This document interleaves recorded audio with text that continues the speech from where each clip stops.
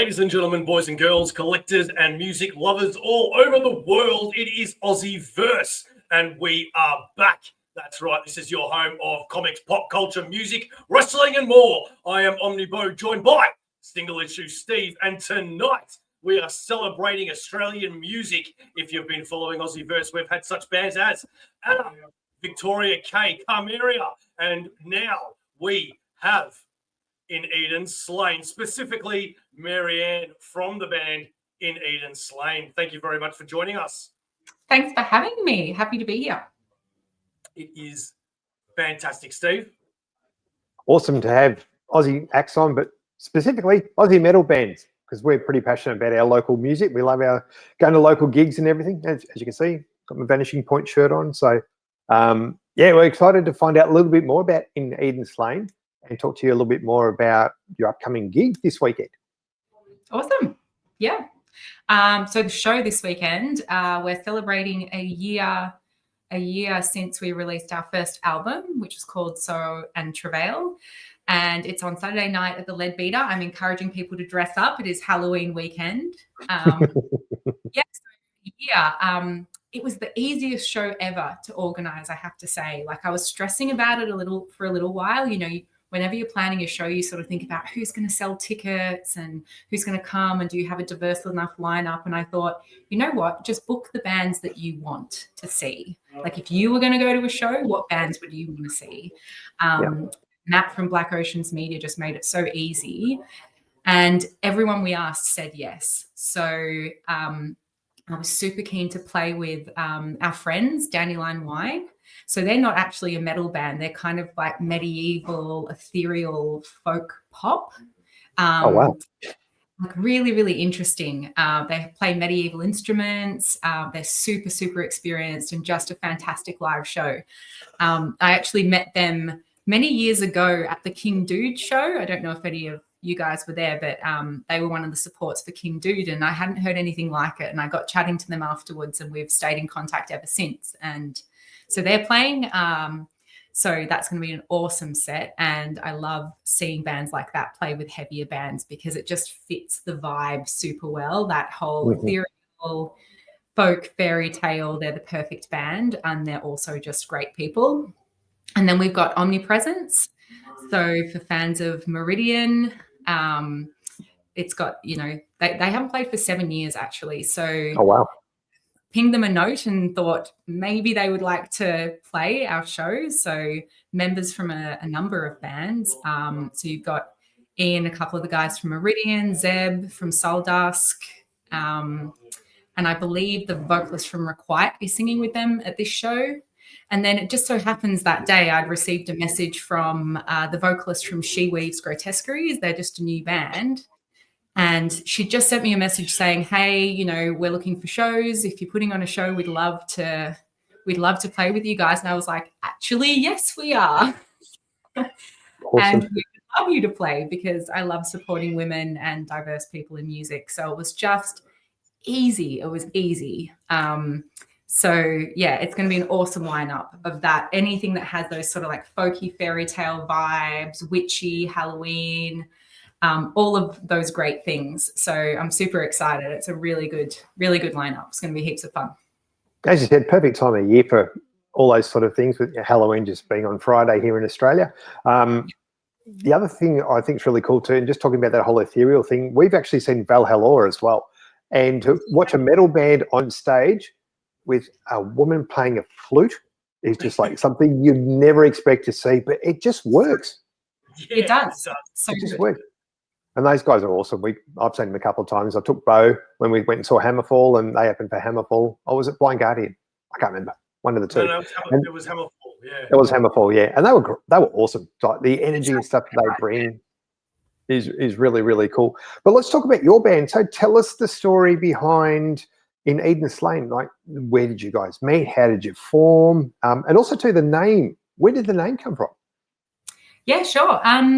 We actually started as a very, very different band. So Chloe, who is in another band at the moment called Gull, you should check them out. They're really awesome because she's an incredible vocalist.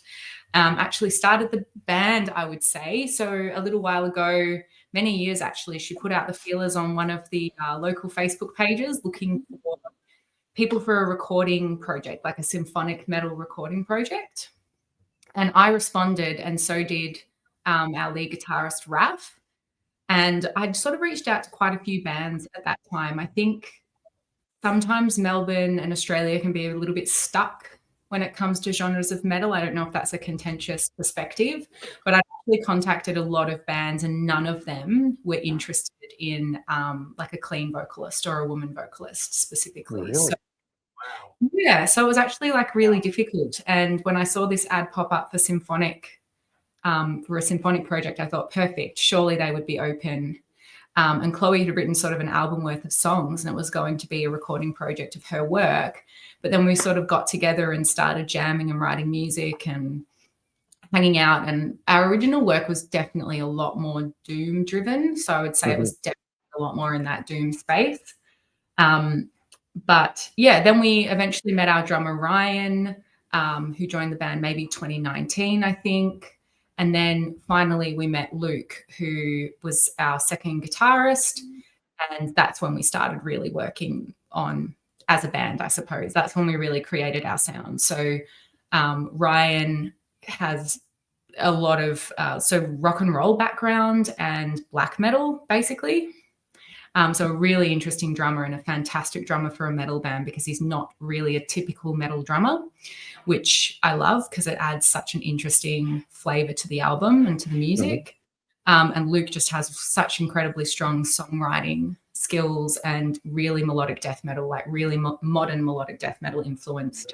So that really combined with my classical vocals, with Raf's style of playing, which is really early MDM. So I would say that he's a lot more influenced by, like, you know, early dark tranquility, early Creator, that kind of stuff. He actually used to play in a band in Melbourne, for anyone who was around at that time, called Ne Plus Ultra back in the 90s. So really interesting melodic death metal band from then.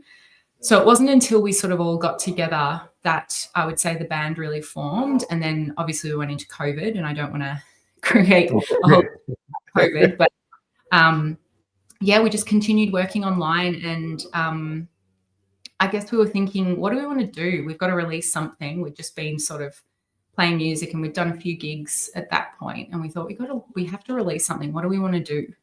The last thing the world needs is another album about the state of the world or a critique on sort of politics or anything like that. So we decided to do something, really, really different. So this idea of fairy tales and doing something super escapist was where we went. And that's how we sort of landed on the concept for Sorrow and Travail. We want to do something really, really escapist. And I think about it like I have a background in opera. So I studied opera and classical music, and I have worked as an opera singer as well before. And something I love so much about opera is it takes these themes that are timeless, that really explore all of the corners of humanity, both good and bad, in such extreme and theatrical ways. And fairy tales actually do the exact same thing. Yeah, they do. They take these like deeply, deeply human emotions and these deeply human, dark corners of humanity, and turn them into these incredible, tell those stories through these incredible, fantastical tales. And that's what we wanted to do. And that's how the album was created and born, was really because it gave us the platform to explore these dark and deeply human emotions in a really sort of fantastical, sensational, theatrical way, which really suited our music as well. And we started, then layering things with choirs, and you'll hear a lot of that in our album. And that's really how that concept was kind of born for Sorrow and Travail. So that album specifically looks at the works of Hans Christian Andersen. So the first song, he wrote a poem before he died called The Poet's Last Song. And it's really interesting to hear sort of the reflections of a poet and his reflections on his own mortality. And that's what that poem is really about. Okay. So there's 2 verses, verse 1 and 2, and that's really his reflections of mortality as he approaches death himself as the poet. So the album is bookended with that song. So we've got track 1, Poet's Last Song, which is verse 1, so half of that poem, and then Poet's Last Song, verse 2, which is the second half of that poem to bookend the album, which is just incredibly reflective poem. The lyrics in it are really, really beautiful. So that's exactly his poem. And then the tracks that we decided to explore through the album is As Winter Seeps, which is based on the story of the Snow Queen. So that explores some really, really interesting themes. That story is essentially about a girl whose friend goes missing. He was taken by the Snow Queen, and everyone thought that he was dead and had given up hope, and she still hoped that she would be able to find him. So she goes on a very long journey. We've obviously only captured part of it, and ends up rescuing him from the Snow Queen. So in the end, she finds him, and her tears melt the shard of ice that's in his heart. And then he realizes who she is, and she's rescued him. And then the stories really gradually get darker thematically and also musically as the album progresses. So I would say like those more blackened influences and things like that really get heavier as the album progresses. Track 2, which is called Daughter of the Air, is based on the original fairy tale of The Little Mermaid, which is very different to the Disney version. So in the Disney version, she trades her voice for legs. There's a couple of key themes really missing from the original fairy tale. So it wasn't just about love. So in the Disney version, it's really she falls in love with this prince, and she wants to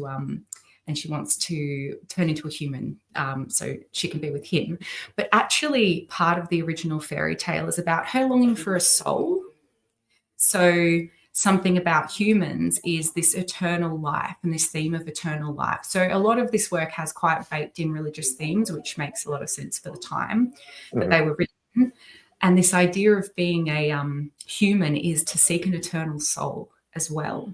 So mermaids live for 300 years and then they turn into sea foam. Whereas if she became a human, she would live her life on Earth and then eternally with her soul. So she trades her tongue. It's a lot more violent. So the sea witch cuts out her tongue and takes her tongue. And there's another part of the story, which is that she becomes a beautiful dancer, but every time she dances, it feels like she's stepping on knives. So anyway, she trades her, it's really savage. So she trades her tongue for legs and goes up, to be with the prince. And instead of falling in love with her, he treats her more like a pet, like this interesting fascination that he's got. She sleeps at the end of his bed, very much like a pet. And the curse is the same as the Disney one. So if he doesn't fall in love with her within a certain period of time, she dies. She turns into sea foam.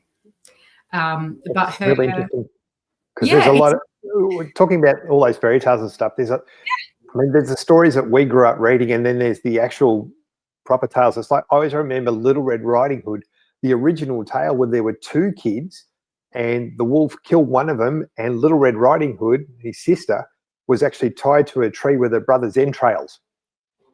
There's also a version, there's many versions of those stories from different countries, and all of them are brutal. Like they're quite brutal.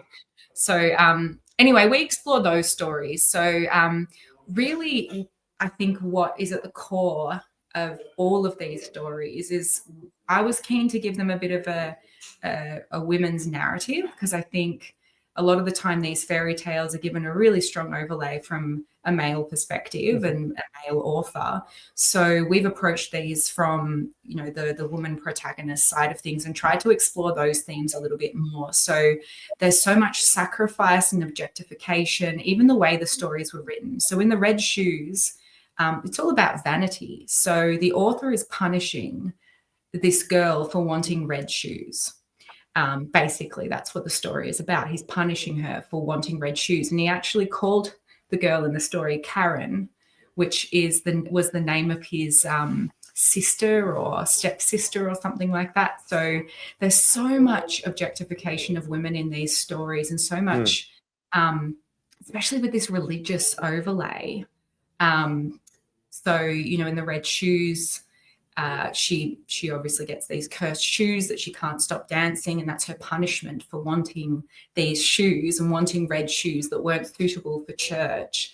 And then her salvation was, you know, begging for redemption, and eventually she explodes and transcends into heaven. And it's really like, so it's a bit obnoxious, but at the end of that track, we overlay the Dies Irae because it made a lot of sense, and it's like huge and ridiculous and obnoxious. And that's exactly what we were going for at the end of the album. Just this big, brutal, you know, all about redemption and Judgment Day and things like that, because that really talks to all of the themes that are going through the album. And I'm not religious myself, but I just think there's no way you can talk about arts from that time period of Hans Christian Andersen and not have that sort of Western religious overlay, and that it is what it is. And then rounding out with Poet's Last Song too. So that's kind of what the album's about.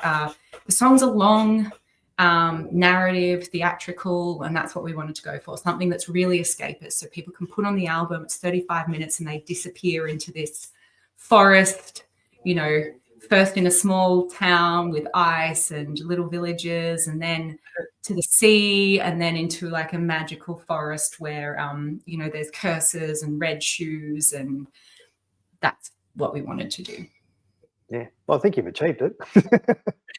Great. It's really, really good. Now, obviously, that's the Hans Christian Andersen and everything was the influences behind a lot of your music and things. What about yourself? I mean, you mentioned before that you're classically trained. So, like, what are your musical influences? Oh, that's a good question. I do get the question sometimes as to whether, like, I was actually into metal or I just joined this band, but I was always super into metal. I'm a child of the 90s, so new metal was my gateway.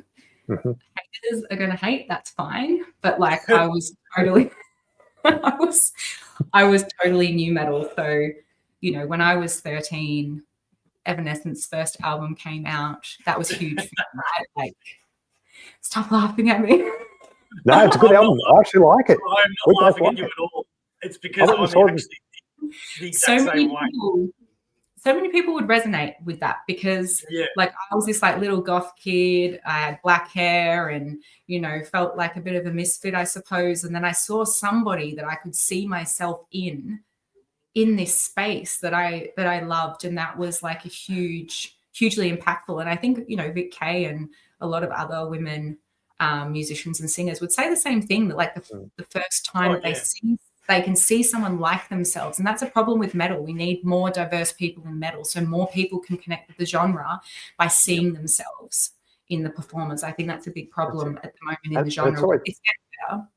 It's always been very traditionally male dominated, but it's great to see there's a lot of bands, you know, not just female fronted bands, but, you know, bands that are just full of women who are actually achieving some really good things. Like Beau recently introduced me to a band called Burning the Witches. And they're very cool. You know, I love Nightwish, Epica, and I can hear a bit of the Epica side of things with what you guys do, and also listening to it and going, I reckon there's a bit of Cradle of Filth in there. You can definitely hear the doom elements and the black elements as well. So, yeah, sorry, I just went off on a tangent there for a sec. Your influence, aside from new metal, like what made you get into opera singing? Because it's not something that traditionally a lot of young people kind of look at. Like, yeah, tell me a bit more about that. Sure. The opera actually came before metal. So I was super into singing as a kid, really into singing. And I was fortunate enough to have parents who were like, hey, if this is something that you're really into, let's see what we can do to support you. And they took me to a singing teacher, and she sort of said, oh, you're a bit young, but, you know, you've got like a really, like, we want to teach you and we want to work with you. And I just naturally sang that way. There wasn't anything really to it. I think possibly the music I grew up listening to, like a lot of those sort of old musicals and stuff like that with my parents, my grandparents, but I just naturally sang in a sort of operatic way. That is my voice. And when I started learning singing, then I was taught in a very traditional classical way. And then I just fell in love with the art form. My family really supported me and started introducing me to operas and taking me to get more immersed in the art form. And I just completely fell in love with it. Like the stories, again, it's probably this for the same reason that I love fairy tales and that world. Opera can be utterly ridiculous. And that's what makes it so fantastic, because it's still dealing with these deeply, deeply human emotions, but in a way that really transcends time. I think there are obviously some problematic operas that deal with some really challenging themes, like racism and things like that, for sure, as you know, based on the time that they were written. But a lot of the time they're dealing with things like politics, power, love, death, control, like all of these themes that are timeless, but in these really incredible heightened ways, where, to me, I just love the fact that the art form is the perfect combination of melody, text, and accompaniment. And when done correctly, that should transcend the art form. If you go and see a really fantastic opera with fantastic performers, it's not even like you're at the opera, because the music, everything that you're watching and experiencing heightens the story that they're telling you. And I love that about the art form. So I just really fell in love with opera, and I did that at school, and I did lots of competitions and all that kind of stuff. And I then studied that at university, and I worked with Victorian Opera for a little while, which was a fantastic experience. Really, really incredibly lucky to have had that experience with the late Richard Gill before he passed, when he was the music director there. And I guess I fell out of love with it as well. There's something that I personally experienced, and I think that there's a level at which you would cross over that line. But I think for me, I experienced the transition from being like a semi-professional into a professional, just for me and my personal experiences, was deeply conservative. Felt that whenever I went for an audition or a competition, there was a box I was meant to fit into, and I didn't. And that part of the industry I didn't love. That sort of elitism side of the industry, which I'm not saying that in the sense that people shouldn't be able to enjoy opera or love opera, or that that don't fit into that box, or that companies aren't doing things to make it more accessible. But it did feel that if you didn't have a huge amount of financial privilege backing you, that it was a really difficult industry to get into. So just to give a bit of context to that, often, you finish your degree, you might be 21, 22 years old, maybe you do a master's, and then what do? Depending on your voice type, you're not going to get cast until you're in your late 20s or early 30s. That's when your voice matures. If you're a male, it's even older. So then people apply for competitions and funding and go overseas and do postdoctorates or masters or young artist programs or whatever they can do to sort of continue their studies and get better networks, because there's not a lot of work in Australia. Most people that have sort of successful careers end up being based overseas, though I do have some incredible friends that I studied with that have established great careers, and I admire them so greatly. But it just wasn't for me. Like I didn't feel like I fit into the box. I didn't feel like the politics that I personally experienced served me at the time. And I was really worried about the sort of stability and all of the other things that sort of entails. Like I wanted to work, I wanted to earn money. I didn't sort of want to be in limbo until my late 20s, wondering if I was going to make it in this industry. And maybe I just wasn't brave enough, let's be honest. Like I really deeply admire the people that went and did that. And, maybe I'll come back to it. I never say never. Like I still learn and I still practice. I'm still a student.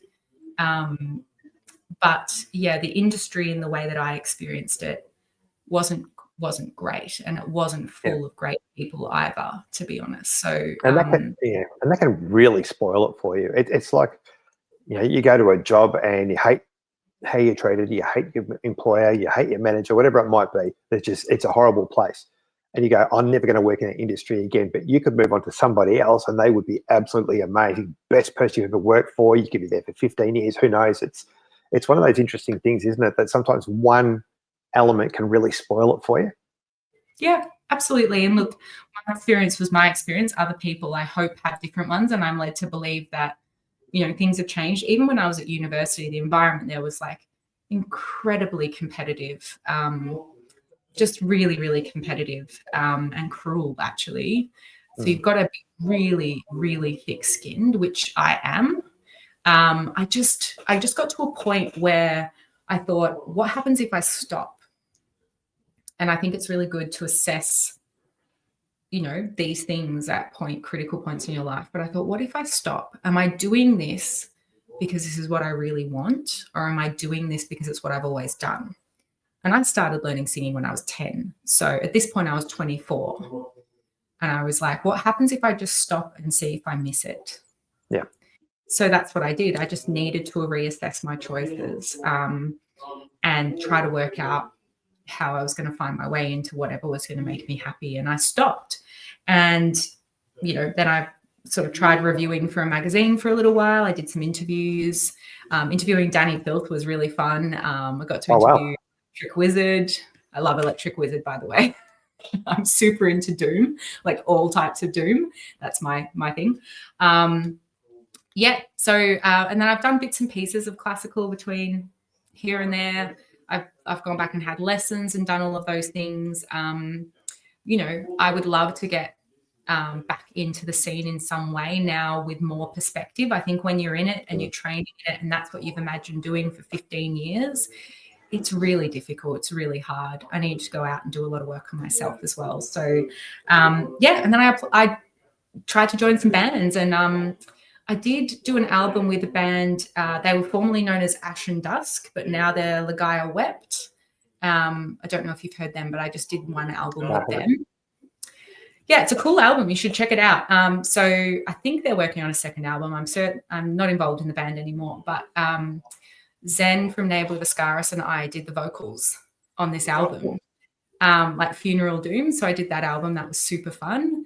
And I've done a few other bits and pieces for other bands. I did a few backing vocals here and there. And yeah, then in Eden Slaincan. And look, honestly, the reason I love this band so much isn't just because of the music, it's because of the people. And that's what it's got to be. I think when something's like a hobby, like we all have day jobs, like we want to obviously for this to produce great music and music that we love and that we're proud of, but we all have day jobs. You've got to love the people as well. 100%. And the people are just really fantastic. So I was lucky enough to meet some really great people in my travels with the band so far. And yeah, so that's kind of in a nutshell. You're preaching to the choir here because this is certainly not our jobs. We've definitely got day jobs. If you want to check out Eden Slaincan, you can check out. You can click that QR code in the corner there. It'll take you straight to their Spotify. We are going to have a quick word from our sponsor, Comic Bookaroo, proud sponsors of Aussieverse for all your comic book needs. Graphic novels, hardcovers, omnibuses, single issues. Don't forget to pre-order every Sunday at Comic Bookaroo.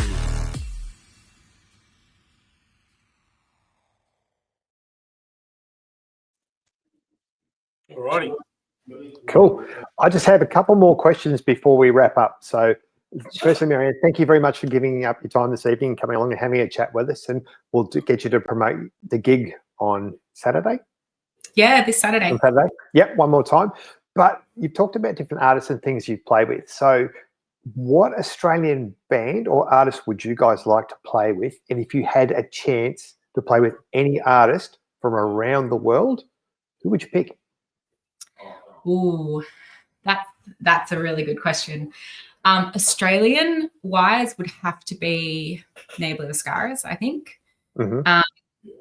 Not necessarily because we're the same type of music. I think there is some similarities, but you know, you mentioned earlier about seeing Valhalla and flute on stage and things like that, and I feel like Neo really paved the way in that space. Like when they first started playing, having violin on stage, it was a really big deal. And, you know, I've spoken to members of the band about that experience, and they got a lot of criticism from the scene, especially the purist sides of the scene, around having violin in a metal band. And, you know, when they started getting offered big international supports and stuff like that, it was a really big deal. And there was a lot of hate for them, but obviously a lot of love as well. And they're extremely successful. So I think, yeah, that would be my pick for an Australian band for sure. Excellent. What about internationally? Yeah, that's a good one. International. So we've been lucky enough to play with Flesh God, Apocalypse. So that would have been high on the list. I think they're a great fit for us.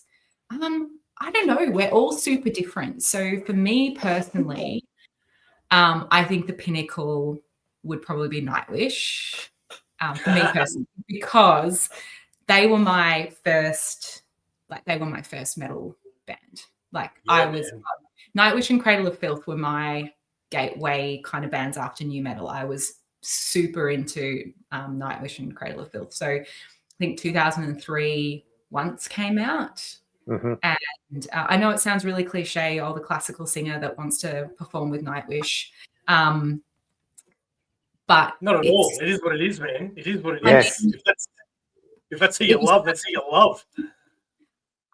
It's not even that I listen to their more recent stuff as much, but for me, seeing somebody who sang like me, because when I got into them, Taria was the vocalist. Yeah. To see someone like me that sang like me was a really great feeling in the music that I loved, especially, you know, being a classical singer. I was bullied so much at school. Oh my God. And stuff like that. So to just see someone who was so cool singing, like I was 13 when that album came out, and, you know, it's so cool. And yeah, it just made me feel a lot less alone in what it is that I wanted to do. So that would be amazing. Obviously Dark Tranquility would be next level. You know, Insomnium would have been amazing. Yeah, it's a few on the list, but Well, who knows? You might be able to go through and tick them off one day. That'd be pretty awesome. it would be. So before we wrap up, give us one more plug. What time Saturday? Where are we playing? Who are we seeing? Awesome. Yeah, Saturday night at the Leadbeater Hotel. So Saturday the 1st, Halloween weekend. Doors are at 7:30. We're not on till later in the night, but this is absolutely see the whole lineup type scenario. It's like an album that you wouldn't play one song from. This is a show that I think really every band is going to super complement the evening. So doors at 7:30. Black Oceans Media are promoting. Leadbeater Hotel, Saturday night. Hope to see you. Where's the Leadbeater again? We went there. We saw Vanishing Point at Leadbeater. That's it. Yes. Yeah, so they've got a really nice stage, and it's a really good space. I've only been to a couple of shows there. I went to see Austere recently there, and great venue. So I'm really excited to play there. We're playing the full album start to finish. Oh, wow. And it's the only time we will have played the album start to finish, and it is the only time we are going to play the album start to finish. So excellent. Sweet. Cool. Well, before we come back with the last and most important question of the night, we also want to give a massive shout out to our 4 lifers. These are our paid members that do contribute to Aussieverse each and every month, and we want to say thank you so much. If you want to support Aussieverse, the best way is just to subscribe to the channel and like the videos. Also, go check out those other YouTube channels that have the picture next to their name. I stuffed up with picture, logo, Yes, you and did. link next to their name. All right. Well, Marianne, look, this has been absolutely amazing. I love having guests on the show that can talk and not force us to continuously try to ask questions. So it's been amazing. I really, really appreciate it. You ever have more music or anything else you want to promote, feel free to come on back onto Aussieverse. So now we've got to ask the same question that we ask everybody at the end of the night, and that is, Marianne, if I was to say to you, what is Aussieverse? What would be your answer? Chatting about and celebrating rad things. That's pretty good. Is that, you think that's pretty good, Steve? I reckon that's pretty good. It's close. It's close. Yeah, it's close. Absolutely wrong. Thank you very much. Aussieverse is and always will be for life.